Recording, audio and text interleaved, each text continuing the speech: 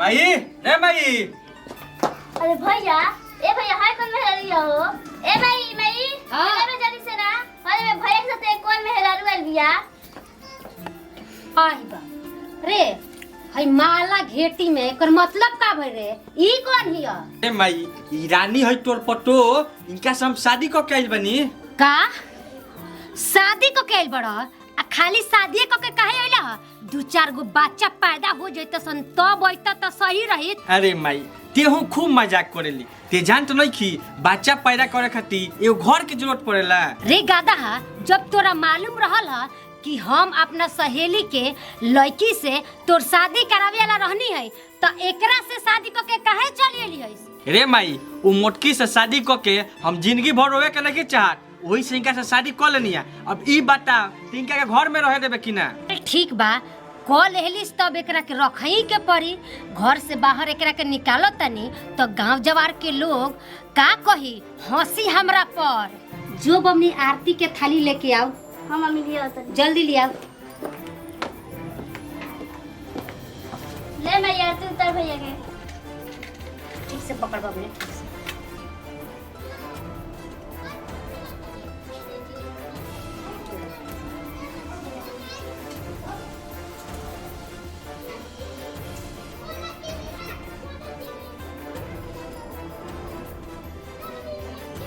लब हमने देखा ला दिया।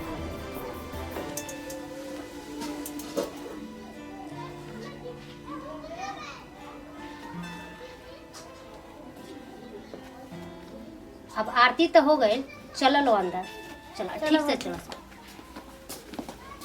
ए बाबू गिरी प्रवेश तो हो गए, अब तनी अपना मौगी के कहा मुंह देखा दे। ओबरा से बोलस ना कुछ, हम कितना बोल देहनी।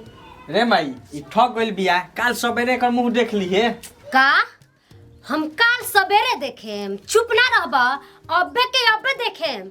हां रे माई आज देखल जाई। हां ए मुंह देखाओ हो। आई बा एकर हई आँख लाल लाल बा आ मुंह बनहाइल बा। एकरा के कहीं से जबरदस्ती उठा के नहीं से नु लियाई। अरे माई तेहू कुछ ना कुछ बोलते रहेली, भला हम इनकरा के जबरदस्ती काहे लेके आए? रुक एकरा मुंह के रुमाल हटाओ तनी। ग्रिंग ग्रिंग ग्रिंग ग्रिंग हाथ मुड़ी हाथ।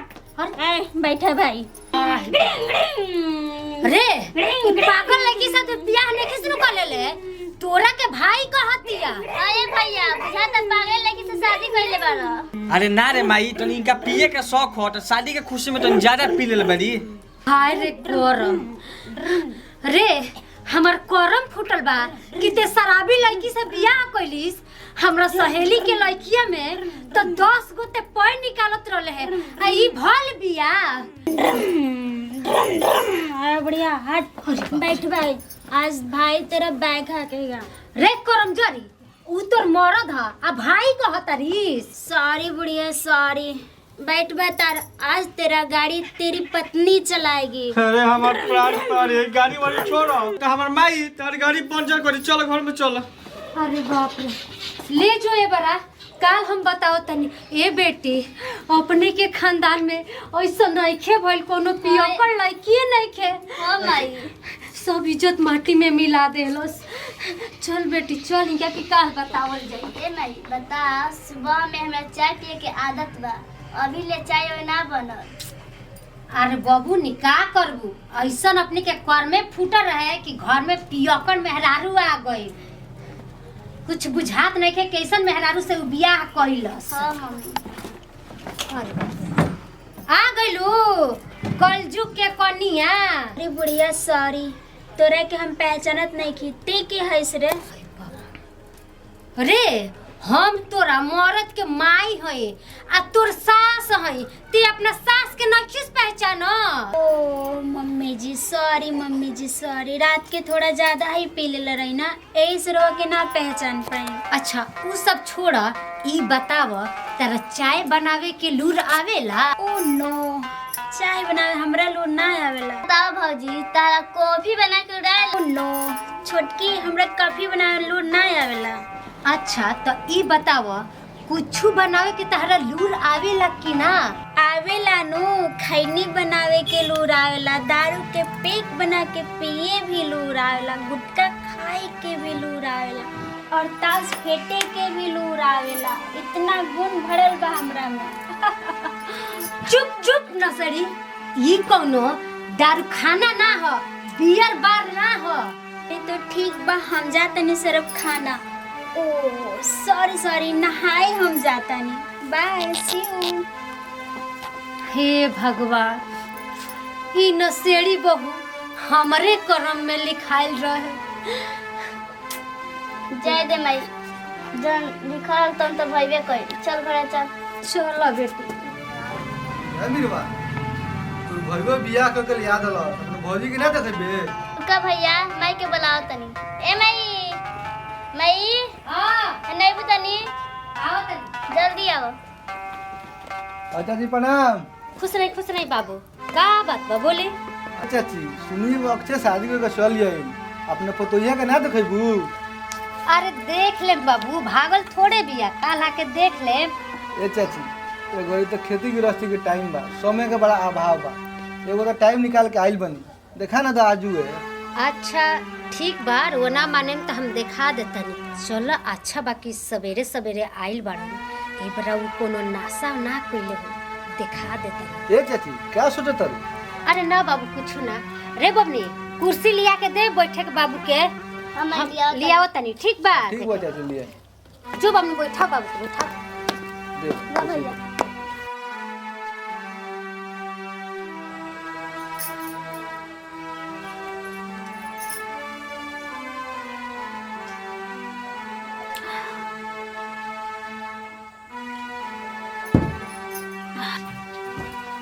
आय बाप, हई देखो ना सवेरे सवेरे दारू पिए लागल, आइल बड़न देखे का हम कोहिम जाका बात का दिए।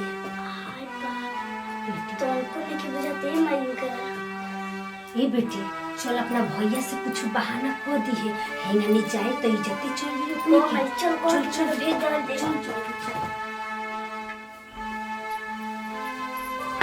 ए बेटी साथ बाबू आइल बड़न, इस सवेरे ही पी ले लेबे, खाओ का के जवाब मिल जाए।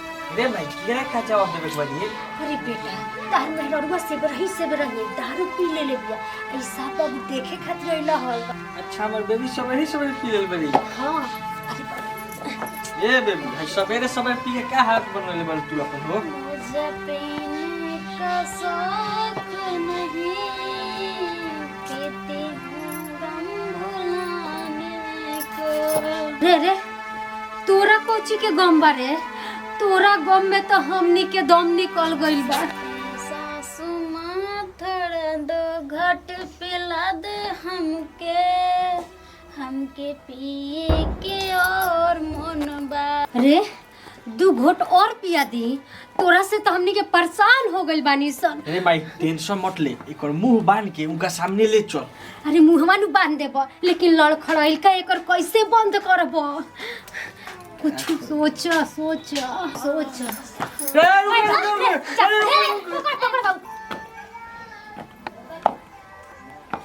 अरे हमरा के देखे आइल बड़ा, हमरा तरफ से सारा के प्रणाम।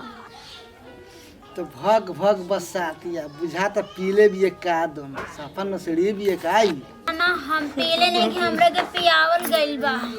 आहो चाची कितना नीमन लड़की देख के आ फिर से निकाल छोड़ देलू, हई कहां जे पियो कर उठा लेलू, एकदम जीरा जात दिया। जब वो का देखा, अब देख मेरा ठुमका के कमाल। मारी ठुमका बदली गई चाल मितुआ, देखो रे सावड़ा कमाल मितुआ। हमारे ठुमका बदली गई चाल मितुआ, देखो रे छौड़ा कमाल मितुआ। रे भईवा ई कोनो बियर बाग में उठा के ले बड़ी का रे बाग, एकरा तनको लाज शरम नहीं के हैं? रे ते तो हमार नाक कटवा देलिस, रुक अबे हम तोरा के बताओ तनी। देखो रे तोरा बुझात नहीं है? बढ़िया। अरे ते हमरा के मरबे।